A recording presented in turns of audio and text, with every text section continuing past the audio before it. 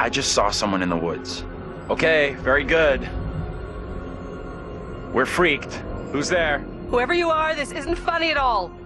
The demons are an integral part of the story of Little Hope. It's the crux of a lot of the things that happen, and that informs a large part of what we're doing. The starting point for each of the demons was the style of execution. They're based on a character that gets killed. That then informs how the character behaves, how it moves, how it sounds, and those are all brought together to give us that convincing, terrifying demon. In order to make convincing demons, you need to ground them in nature. So what we do is we use our understanding of anatomy and our deep understanding of biomechanics and the principles of the way things move and the way things actuate, and we apply this to the demon design. We obviously start with the production design. The production design is a drowned demon.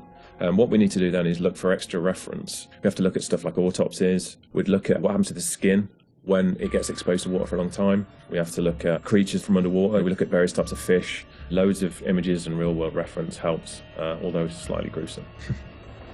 This particular demon we're looking at is the one that's been hung. We didn't want to show the whole of this character, and right from the beginning we said, let's focus on the areas which are the most terrifying. And so the overall silhouette of the character was to be like this twisted rope. Her limbs had coiled, and so we were exaggerating the metaphor of this hanging. 1,000 years of being trailed along the ground, it had worn away her feet, the bones being worn down, the nails being broken off.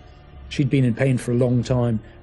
The most key of all of the elements was the face and how we framed that, and that was that broken, twisted neck, one eye remaining, a tear coming out because it's that last remains of her soul. The noose was digging into her neck, and her tongue was actually so bloated and grown that that actually became a feature for us in the game, that tongue actually becomes a grapple to get hold of some of the characters. To animate a demon, we would start with looking at how they walk or move forward. Some of them are dragging themselves, and then also how they would attack their victims, just flesh out the layout and the choreography of it. Mocap is a big help. Obviously, it's a lot faster than keyframing from scratch.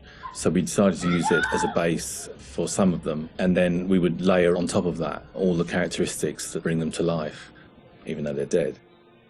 The Crush Demon in particular was difficult to work with because we weren't able to use motion capture footage, so that is going to be completely hand animated.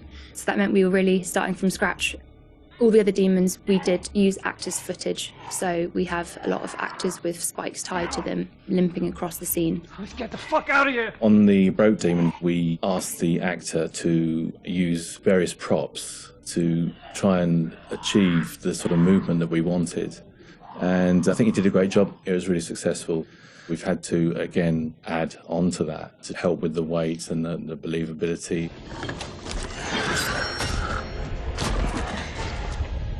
We take our initial cues for the sound of the demons from the visuals, and they look fantastic. But then we have to take the sound of the demons beyond the visuals to give them a really strong otherworldly presence. We need each of the demons to be individually recognizable whilst maintaining that uncomfortable unfamiliarity for the player. What is that thing? So at distance you might hear the chains clanking or the vocal screams. But when you get close up to the demons, you hear lots of detail, the cracking of skin, the creak of the chains, the breaths or the sound of the icky vomit. We really want the player to feel the breath through the sound of the demon on their face.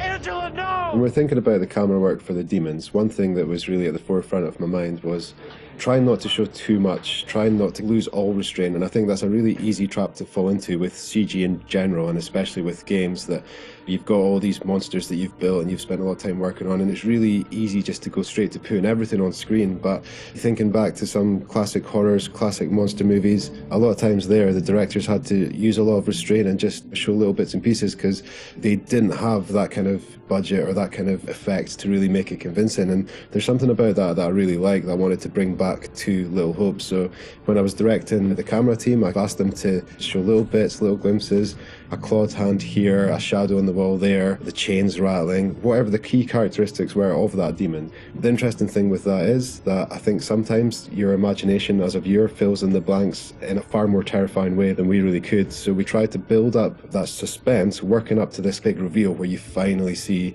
full on in the light, this thing that's been hunting you down in all its gross, horrific glory. With the demon scenes, lighting definitely had a key part to play as well. It had to work complementary to what we wanted to do with the cameras, but also there's some very specific things you can do with lighting that really lent itself to this task.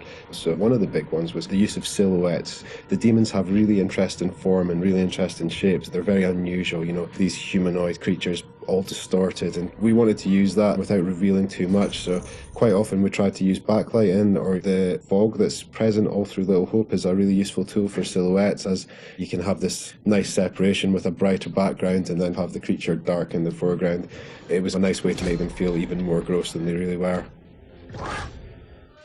The Little Hope narrative is extremely multi-layered, and the demons not only represent the tortured souls of the characters, but they also represent the psychological trauma that humans can obtain through witnessing traumatic events. So when the game opens in the prologue and the main character is witnessing these traumatic events, we underscore this with really strong male Gregorian choir, which we use later in the game when the demons are attacking, to really strengthen and reference that psychological trauma with the tormented souls of the characters. Run! Now! The broken demon's the most terrifying because of the way it moves. It's really unsettling because you can't anticipate where it's going to go next. All the limbs are breaking and it's all moving in a really erratic way. So if you were to try and escape from it, you wouldn't know where to go because it might go there or it might go over here. So that's the most terrifying in terms of unpredictability, I suppose, and having a deep effect on your psyche. Interestingly, when you work at Supermassive, you get immune to horror. That's one thing I've definitely noticed. The powers of horror somehow get lost in me every time I'm watching a horror movie. I don't get so scared anymore just because I see this stuff every day. But doing those demon scenes, I must admit, even watching them back as they were work in progress, it was always like fairly distressing and fairly horrific. So hopefully some of that comes across in the experience for the player too.